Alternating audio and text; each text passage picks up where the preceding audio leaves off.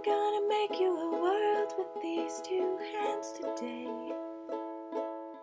Put a love, memories and laughs in all that I create. For part 3 of my printmaking series, we'll be creating our own linocuts. A linocut is a hand-carved design that is then inked like a stamp and pressed to another surface to create an original print. You'll need a linoleum printing block or a rubber carving block. You can purchase these at most art supply stores. These come in a variety of brands and colors that vary in hardness and texture. I prefer a thicker block so that I can carve the opposite side if I want. You'll also need a lino carving set. You can buy a variety of tools, or you can buy a set with interchangeable blades. This one costs about $7. It's also helpful to have some type of craft knife or razor. I have a full set here, but a standard X-Acto knife will do the trick. A self-healing cutting mat will help protect your work surface. You'll need a brayer to spread the paint or ink. These start around $4 and are used for most printmaking projects, so it's a good investment. You'll also need paint or ink. Block printing ink will give you the best results, but you can experiment with different mediums.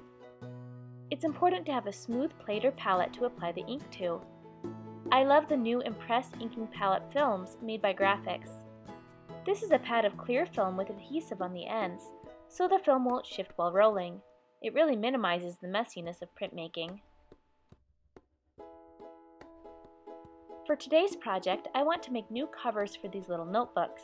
I got these for 20 cents each at a party supply store, and I've also seen multi-packs of similar notebooks at the dollar store. Now let's create a design. It's best to sketch this out on paper first. The trick is to remember that all of your lines will be printed in reverse, so you'll need to think opposite.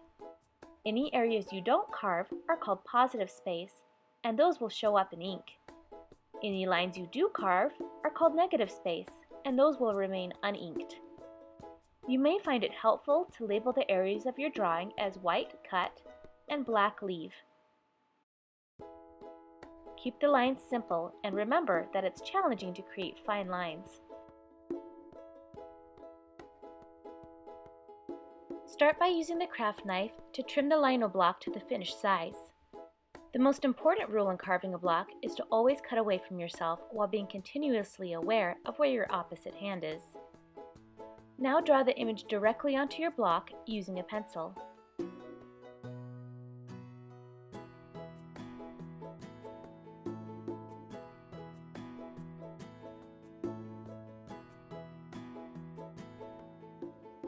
You can begin carving your block now.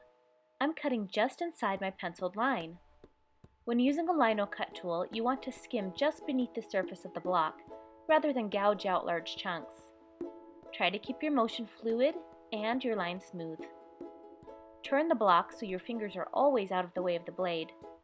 The first time I did this, I cut myself almost immediately, not realizing that the curved edge is razor sharp. So use extreme caution at all times. I'm changing out my blade for a larger one so I can cover more area. Start with shallow cuts. You can always remove more later. While it's possible for you to cleanly remove all of the negative space, it's more customary to leave a bit of texture so that some of your carved lines show up in your final print, making it easily recognizable as a hand-carved block print.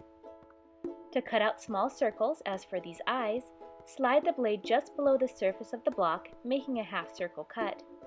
Turn the block upside down and cut from the opposite direction, removing the circle.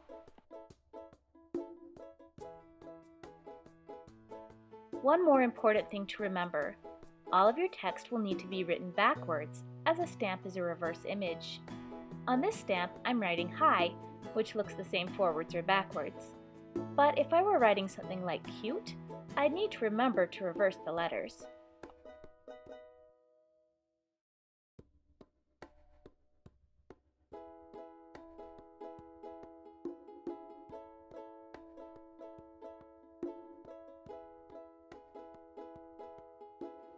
Now we can start making prints. Add a dab of paint directly to the inking palette film. Use your brayer to evenly smooth out the ink. Some people prefer to load the brayer with ink, then roll the Linocut directly. When I'm working with a small block like this, I find it's less messy to press the block directly into the ink. Press firmly, then check to make sure the entire positive surface of the block is wet with ink. If not, press again. I'm first stamping on a piece of scratch paper to make sure I'm happy with my design. Alternately, you can lay the block face up and press the paper on top. Now I'm ready to make these notebook covers. I'm using graphics chipboard, which is kind of like a stiff and durable cardboard. It comes in several sizes, but pretty much any size is fine since I'll be cutting it down. Load the inking palette again, then ink the block.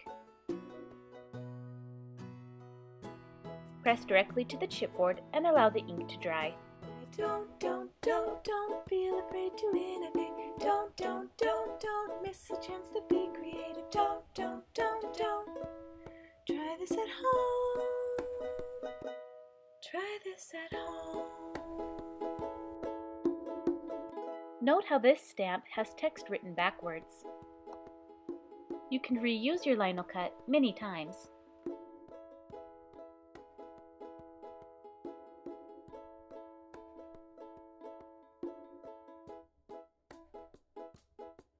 Remove the coil from the notebook by twisting. Lay it on top of your print and trace, being sure to trace every punched hole as well.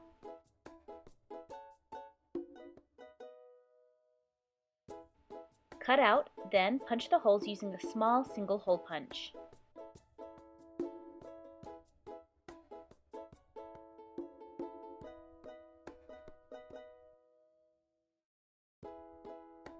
Add the cover to the stack of notebook papers and tap the punched edge against the table to align. Replace the coil by twisting through the holes.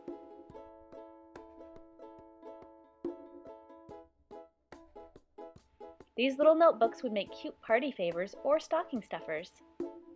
To learn more about the Impress inking palette and graphics chipboard, visit my sponsor, graphicsarts.com.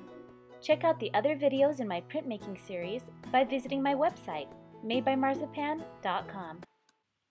Try this at home.